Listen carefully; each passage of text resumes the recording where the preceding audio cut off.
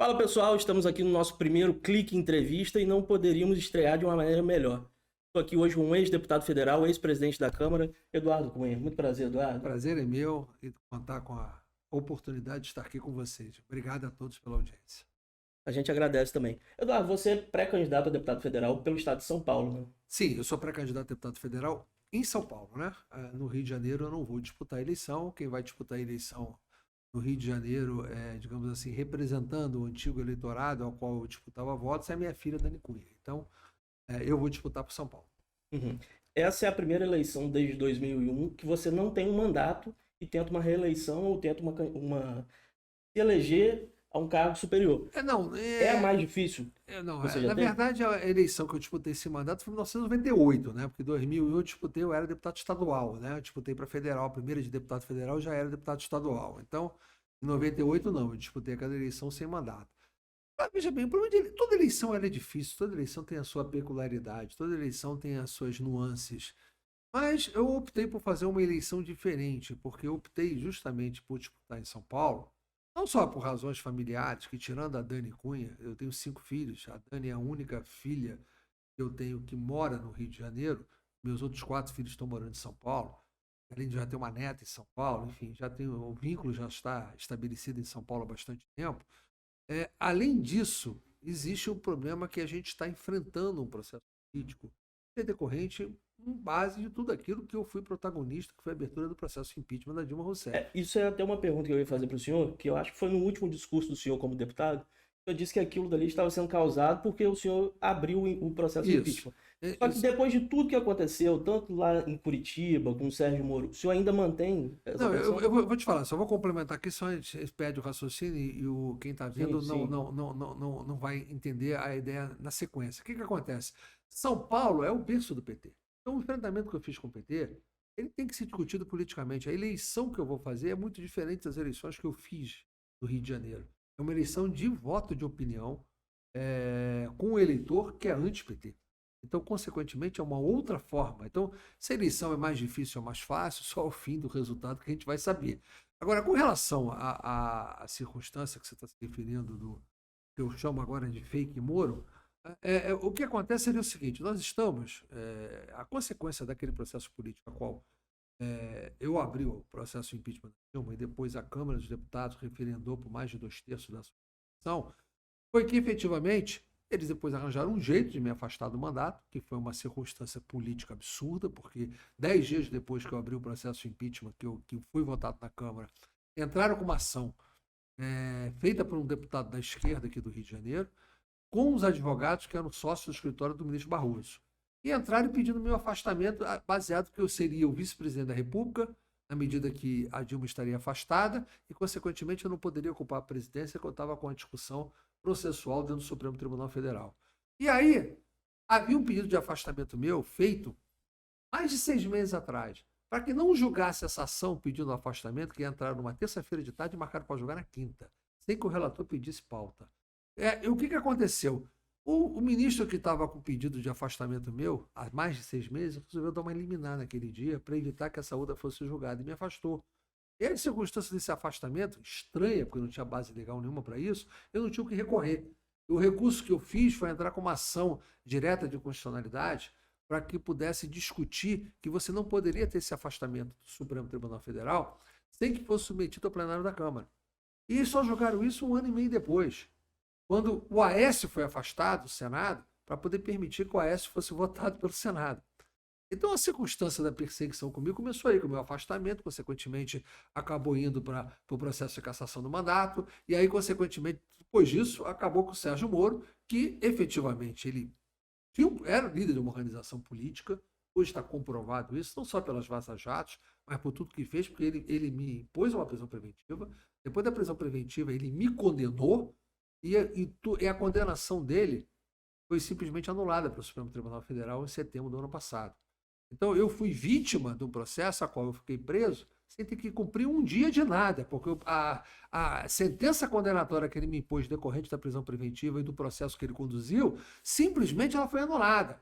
E mais, o Sérgio Moro fazia declarações públicas dizendo o seguinte: não, eu sou um cara imparcial, que eu tenho aqui tanto o PT quanto eu tenho o maior adversário do PT, que é o ex-presidente da Câmara. Então ele me usou nesse processo. Como um troféu, né? E Não, uma o justificativa. troféu é a justificativa dele. Porque o objetivo dele real era criminalizar a política. E eu não sou adepto da criminalização da política. Eu acho que nós temos que resolver a política na política pelo voto. O Moro tentou afastar todos os adversários dele para ele que pudesse disputar a eleição sozinho. E agora, por ironia da vida, ele que está com dificuldade de disputar a eleição. Não só porque erra na política, eu costumo dizer que o Moro ele voltou à cena do crime que ele mesmo cometeu, que foi a criminalização da política. A política o eliminou, o está eliminando. A cada dia que passa, a política vai jogando ele mais para longe. E é onde ele tem que ficar mesmo. Nesse caso aí, quando criminaliza a política, e na última eleição teve uma onda de novos pessoas sem mandato se elegendo, você acredita que essas pessoas, a maioria dos que se elegeram, vão conseguir uma reeleição? Todos aqueles que vieram com o discurso da nova política já ficaram velhos. Na hora que eles ficaram 4 anos no mandato, então querendo disputar o voto, tem que disputar igual todo mundo, né? Sim, sim. Eu costumo dizer, um exemplo que eu cito em várias ocasiões, é que você chegava assim num interior e a pessoa comprava um comércio e botava uma placa na direção. Aí um dia o cara fez isso, vendeu o comércio, só que o comércio foi tão ruim que ele resolveu recomprar o comércio. Quando ele recomprou, ele botou uma placa sob velha direção. Então eu costumo dizer que nós vamos voltar à velha direção, né? Vai se voltar política na mão da política. Não necessariamente precisam ser os mesmos. A política, ela sempre... A cada eleição, o Congresso renova 50%, inevitavelmente. Então, ele se renova, mas pela política. Ele não pode ser renovado pela falta de política ou pela criminalização da política. As consequências da criminalização da política do Moro foram enormes para o país. Não só de perda de crescimento econômico, quebradeira de empresa, mas também acabou com o financiamento privado, que o financiamento privado foi declarado inconstitucional naquela forma que estava colocada pelo Supremo, mas poderia ter sido colocado de outra forma. Eu cheguei a aprovar uma emenda constitucional com o presidente da Câmara para cobrir aquela resistência do Supremo e contornar aquele processo. Só que o Senado acabou não votando. Mas não adianta você botar hoje para valer o financiamento privado, porque quem vai doar? Para quê? Para virar réu numa ação penal depois? E se doou é porque recebeu alguma vantagem ou porque tem pretensão de receber. Essa visão que todo mundo teve. E agora ele virou o quê? O financiamento público tem que substituir. E não tem limite. Cada hora vai aumentar mais. Não tem sentido gastar 5 bilhões de orçamento para financiar a campanha eleitoral. Então, a hora vai aumentar mais. Com o fim das coligações, aumenta mais ainda. Porque se você não colocar candidatos à nominata que você possa financiar com fundo público, ninguém disputa. Sim. Então nós temos uma circunstância realmente delicada. Que o que fizeram? Ou vão levar a política para o caixa 2, de verdade, ou simplesmente cada hora vai ter que botar mais fundo público para financiar a campanha. Agora, mudando um pouco de assunto, agora falando exatamente da eleição desse ano. Eu vi uma entrevista do senhor, acho que foi no Pânico. O senhor disse que a eleição deve ser decidida em São Paulo e que o senhor acredita também na vitória do Bolsonaro. Naquele momento ali, as pesquisas estavam apontando um crescimento do Bolsonaro e uma estagnação do Lula. Só que essa semana já saíram novas pesquisas que apontam uma retomada de crescimento do Lula e uma estagnação do Bolsonaro. O senhor ainda acredita na vitória dele no primeiro turno? Nós estamos hoje na primeira dezena do mês de junho. Se você voltar no tempo e voltar para 1994, na primeira dezena do mês de junho, o Lula estava ganhando a eleição de barbada, ganhando provavelmente no primeiro turno. No entanto, quem ganhou a eleição no primeiro turno foi o Fernando Henrique Cardoso. Por quê? Porque aconteceu fatos, ou a campanha se desenrolou, teve o plano real, enfim, os fatos acontecem. E em política, ainda estamos muito longe para dizer para você, a pesquisa hoje, qualquer que seja ela, e eu costumo não discutir pesquisa, o que eu discuto é as metodologias, ou seja, as discrepâncias entre metodologias que entre vários institutos. Hoje tem tanto instituto fazendo pesquisa que a gente já não sabe mais o que vale. Antigamente, era o Ibope e o Datafolha. Hoje já não tem mais. Hoje o Ibope até mudou de nome. Não, o Ibope continua o Ibope, virou Cantar Ibope. O problema é que a política saiu do Ibope e montaram os antigos integrantes que faziam a pesquisa do Ibope, montaram o IBESP, né? Isso. E ali, mas só que ainda não tem esse nome reconhecido ainda no mercado para a gente considerar que seja um Ibope ainda. Até deve ser de qualidade, mas não tem ainda no nome para ser reconhecido. Vai levar tempo para isso. Mas é tanto instituto fazendo pesquisa que eu nunca ouvi falar na minha vida que eu já não sei mais o que é correto e o que não é correto. Então as pesquisas elas estão um pouco assim se desmoralizando. Não pode o Datafolha dar 22 pontos num dia e esse IBESP no outro dia dá 10. Então em 12 horas tem 12 pontos, é quase que 1 ponto por hora. Então é muito difícil. Agora, o fato real é o seguinte: a gente que vive na rua, tem o sentimento da rua, houve realmente um período que o Bolsonaro estava atrás, o Bolsonaro vinha recuperando, e o aumento acentuado dos combustíveis que teve há pouco tempo, logo depois da guerra, que deram 20 e tantos por cento, a partir daquele momento ele sofreu uma interrupção da sua recuperação. E eu acho a campanha não começou. Que ela está polarizada, não há a menor dúvida disso. Que essa eleição pode ser decidida no primeiro turno, eu também não estou com muita dúvida, não, porque eu acho que os candidatos estão minguando aqueles do meio, e o eleitor pode fazer o voto útil de escolher na hora. Para que eu vou escolher daqui a 3 semanas se eu posso resolver hoje um problema que não vai mudar? Se ele pudesse votar em uma outra alternativa que ele sentisse que fosse mudar, talvez até optasse. Mas ele está vendo claramente que aqui não tem alternativa. Então, provavelmente pode haver uma adição do primeiro turno. Eu não vi o presidente até agora disputar a reeleição, perder a eleição. Todos que disputaram ganharam a eleição. Como também não vi quem saiu em primeiro lugar perder a eleição no segundo turno. Então nós precisamos ver o que vai acontecer. Alguma regra pode ser quebrada, ou então o Bolsonaro vai sair em primeiro lugar. Eu acho, pelo que eu rodo, pelo que eu conheço, eu acho que o Bolsonaro ainda tem condições de vencer a eleição, e talvez até no primeiro turno, porque eu acho que a eleição vai acabar no primeiro turno. Agora, isso é uma coisa que a campanha não começou. Essa não vai ser uma eleição que vai ter vencedor, ela vai ter derrotado. Essa que é a verdade. Porque ou o antipetismo vai vencer e o Bolsonaro se reelege, ou o antibolsonarismo que se formou vai vencer e aí o PT vai voltar. O problema é que quando a população vê que é o PT que está voltando, essa consciência talvez mude. Porque hoje em dia, o Lula sempre foi maior que o PT. Só que o Lula hoje está mais petista do que ele nunca foi nas suas outras eleições. O Lula hoje está um verdadeiro petista, quando ele defende o aborto, E a rejeição quando ele... ao PT também Claro, é muito maior do que o o Lula. A tendência é que as rejeições se colhem, né? Então o Lula hoje defende revogar a reforma trabalhista, defende revogar tudo. Ele ameaça revogar a privatização da Eletrobras, que foi concluída agora. Quer dizer, como é que vai fazer? Quer dizer, o Lula hoje, coisa que ele não fez em 2002, quando ele disputou o primeiro mandato, ele mandou uma carta aos brasileiros. A carta dos brasileiros queria respeitar contrato. Agora não, ele quer revogar a privatização da Eletrobras.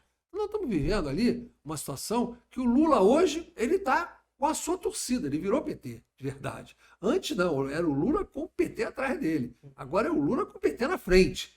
Então isso na campanha, na minha opinião, vai ser mortal. Eu acho que o Bolsonaro vencerá a eleição. E quanto agora vamos partir aqui para o estado do Rio.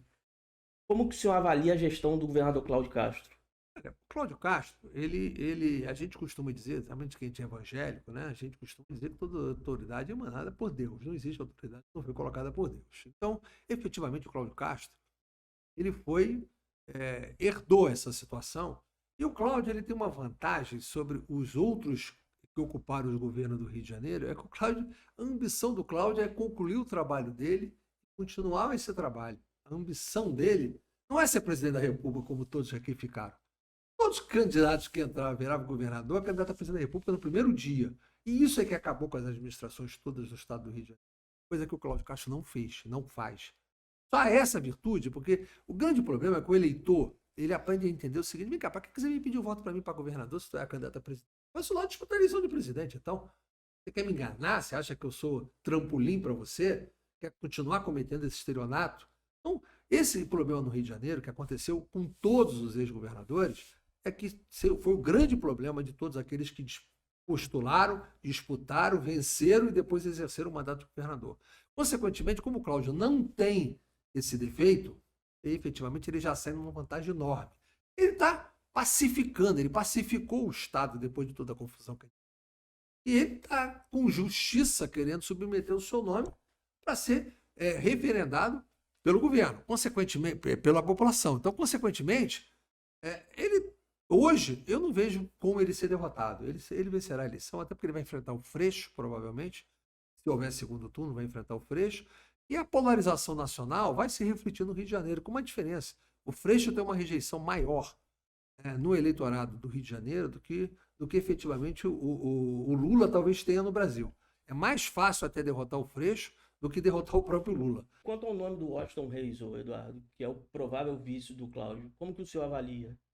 O Washington é uma das grandes lideranças que a gente tem no estado do Rio de Janeiro, né? Um prefeito eleito e reeleito, uma votação avassaladora no município importante da Baixada. Se o Washington compuser a chapa com o Cláudio, ela ficará ainda muito mais forte, né? Porque uma chapa majoritária, ela tem que ter representante da capital, representante da Baixada, representante do interior, se ela quiser abranger todo o estado. Então, se ele vier a compor a chapa com Cláudio, eu acho que seria um excelente nome. Ou então ele vai acabar vindo candidato a senador. Se vier também a senador, será um nome muito forte também, do mesmo jeito para disputar a eleição do Senado, né? É um nome que, se dependesse exclusivamente de apoio meu, embora eu não seja mais eleitor em São Paulo, em Rio de Janeiro, seja em São Paulo, eu o apoiaria se ele estivesse. Se eu estivesse aqui, né? E quanto aos demais candidatos, o senhor falou do Freixo, falou da rejeição do Freixo, mas tem também o Rodrigo Neves, o Felipe Santa Cruz e tem o Garotinho também que se lança deputado, se lança candidato a governador. Como que o senhor avalia esses outros nomes? O senhor acha que o Garotinho é candidato a governador? Não, o Garotinho não será candidato. Não existe essa possibilidade. O União Brasil não é o meu partido, é o partido que a minha filha está, a Dani Cunha está. E dentro do União Brasil, o Garotinho não tem condição nenhuma de sair candidato. Não tem apoio em ninguém dentro do União Brasil. Se você tem lá hoje, dentro do União Brasil, você tem 8 deputados federais de mandato na chapa, fora nomes fortes, como a minha própria filha deve ser um nome forte, além de 10 deputados estaduais de mandato. Se você conseguir me encontrar, fora ele, Garotinho, ou a filha dele, quem possa apoiá-lo dentro da nominata, você vai ver que não tem condição nenhuma de ser candidato. Mas e qual seria o objetivo dele na sua avaliação? O Garotinho, pelo que eu estou vendo aí, ele está querendo fazer um estardalhaço, e está até culpando, atacando o governador Cláudio Castro. Culpa o senhor também? A mim, não, aliás, é até bom esclarecer, porque eu vi aqui que ele colocar aqui no jornal dizendo que, que eu tinha uma secretaria no governo de Cláudio Castro. Aliás, pelo que eu sei, a briga do Garotinho com o governador Cláudio Castro é que ele foi pedir uma secretaria para ele e não foi dado. Essa que é a verdade. Ele queria uma secretaria para ser dada, né? Além dos financiamentos de programas de rádio dele, tudo aquilo que era cruzado com a máquina do Estado. Então, na hora que ele não tem mais isso, ele resolveu brigar. Essa é a razão da briga dele. Então resolveu sair candidato. Mas ele não, primeiro, eu não vou nem discutir a situação dele política, A ou B, né? Voto ele não tem para ganhar se fosse candidato. O Garotinho já passou a fase dele. O Garotinho, quando muito, ele resistirá como candidato proporcional, jamais um candidato majoritário. No estado do Rio de Janeiro, não vejo chance nenhuma. Aliás, ele disputou depois, não foi para o segundo turno, em 2014 contra o Pezão, perdeu do Pezão e do Crivella. Depois, em 2018, ele foi impugnado, não conseguiu ser candidato. Mas se fosse, também não teria ido para o segundo turno. Enfim, o Garotinho já passou a fase dele. Ele pode ser um componente numa eleição proporcional. Ele está fazendo esse jogo, na minha opinião, é quase que uma chantagem para tentar obter qualquer tipo de vantagem. Ele acusa os outros de oferecer vantagem, mas na realidade quem pediu vantagem foi ele. Como não foi atendido, como bebê chorão, acaba chorando e sai disputando uma eleição. Mas isso é uma coisa que a política vai resolver. Ela resolve de uma maneira muito simples. Ele não conseguirá ser candidato pelo União Brasil, pelo que eu conheço, eu estou ouvindo falar, pelo que a minha filha me fala, pela posição dos candidatos que lá estão, não tem um que o apoie. Dificilmente alguém vai conseguir ser candidato a governador sem o apoio de uma chapa enorme montada como tem a União Brasil. Eu não conheço, não sei como eu falei aqui, alguém da família dele que esteja apoiando ele. Algumas semanas atrás eu estive entrevistando a filha do senhor, que é do União Brasil também, e ela fez muitos elogios ao governador, diferente da Clarissa, que sempre está atacando ele. Eu estou apenas falando os fatos que estão aqui. Eu não gosto de atacar ninguém, não quero atacar ninguém do ponto de vista de natureza pessoal. Acho que o problema da Clarissa é um pouco diferente do problema do Garotinho, né? Porque o Garotinho ainda se declara de esquerda hoje aqui e tal. A Clarissa agora resolveu se posar de adepta do Bolsonaro. Só que ela precisa primeiro se explicar por que ela não votou no impeachment da Dilma. Ela não ajudou a tirar o PT do poder. Não adianta agora querer dizer que vai enfrentar o PT, ela não ajudou a tirar o PT do poder. Uma história muito simples, que aliás no meu livro, que é importante ver, o Tchau Querida, o Diário do Impeachment, quem pegar o meu livro e ler, no primeiro capítulo de introdução, no primeiro parágrafo, eu relato a seguinte história. A história que apenas 2 ausências do impeachment, né?